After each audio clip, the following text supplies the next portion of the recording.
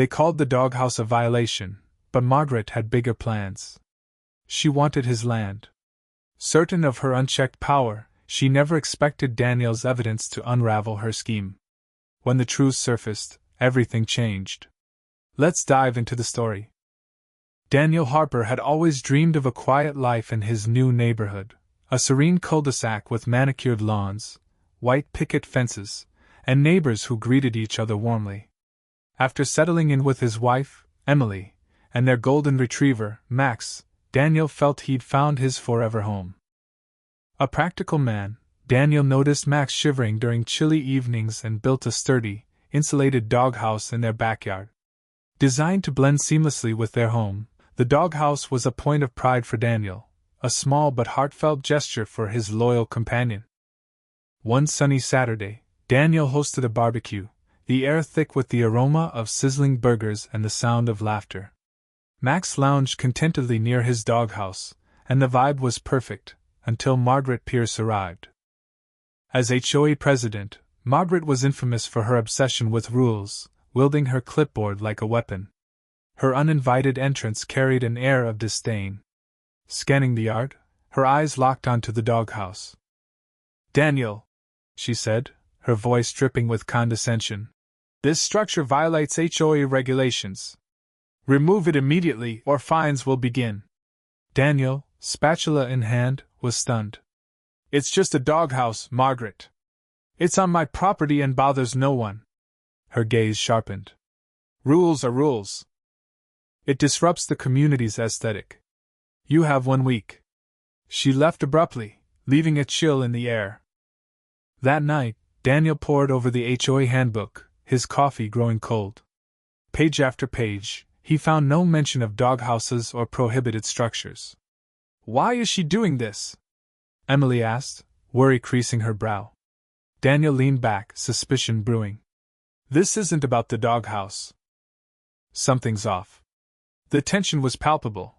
This was no simple dispute. Determined to fight back, Daniel attended the next HOA meeting, hoping for clarity. The community center buzzed with nervous chatter, Margaret presiding like a monarch. When Daniel questioned the doghouse rule, she dismissed him coldly. "The board has reviewed this. It violates landscaping standards." End of discussion. The room fell silent, residents avoiding Daniel's gaze, some nodding in fear rather than agreement. Her smugness felt personal, almost predatory. As Daniel left, a sinking feeling took hold. Margaret was hiding something.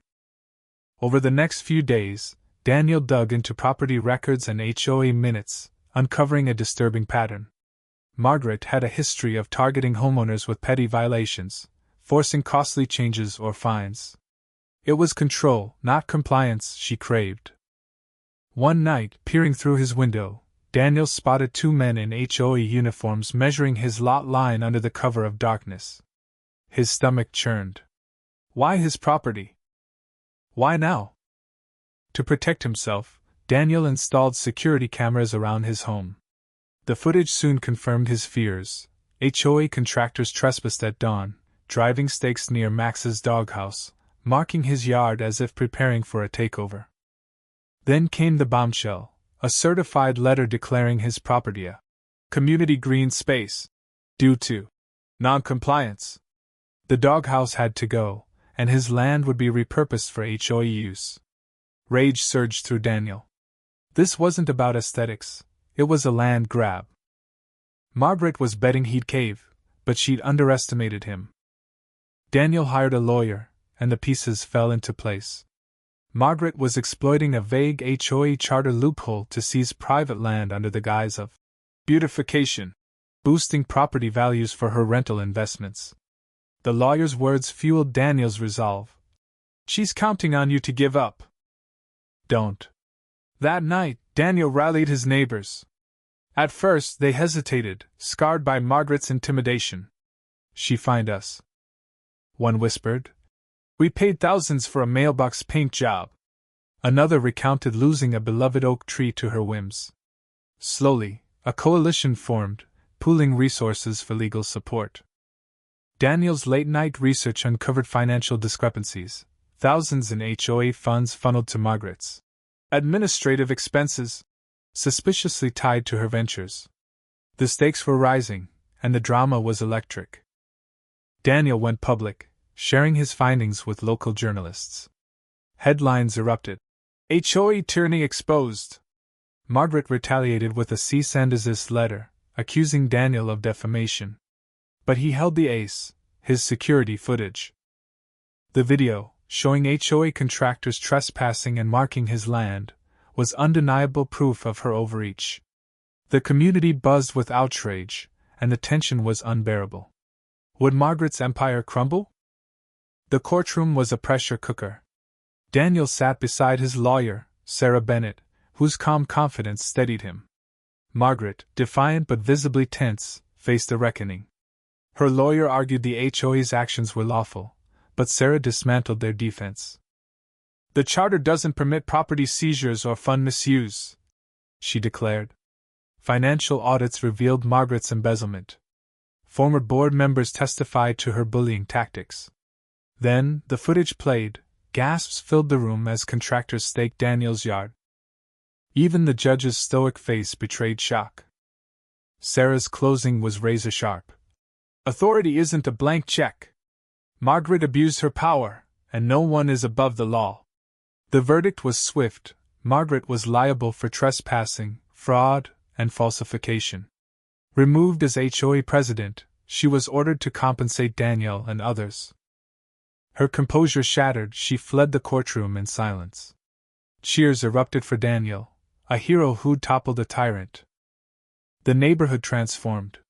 Margaret's reign of fear ended, replaced by open dialogue and hope. Daniel's coalition rewrote HOA rules, prioritizing transparency. Meetings became collaborative, and voices were heard. Max's Doghouse stood proud, a symbol of defiance. To celebrate, Daniel and Emily hosted a barbecue, the air alive with laughter and clinking glasses. Neighbors, once divided, united in gratitude. "To Daniel," one toasted, "for fighting when we couldn't." The warmth of community felt like victory. As sunset painted the sky gold, Daniel watched Max nap in his doghouse, tail twitching in contentment. The structure, once a battleground, now stood for resilience. Sitting on his patio, Daniel reflected on the sleepless nights, the fear, the fight. It was worth it. His home, his principles, his community, they were his. What do you think? Was Daniel's fight against Margaret justified, or did he escalate a petty dispute? Share your thoughts in the comments below. And let's talk about trust in relationships. When does a small act of defiance, like keeping a doghouse, become a stand for justice? Drop your take, and let's spark a debate.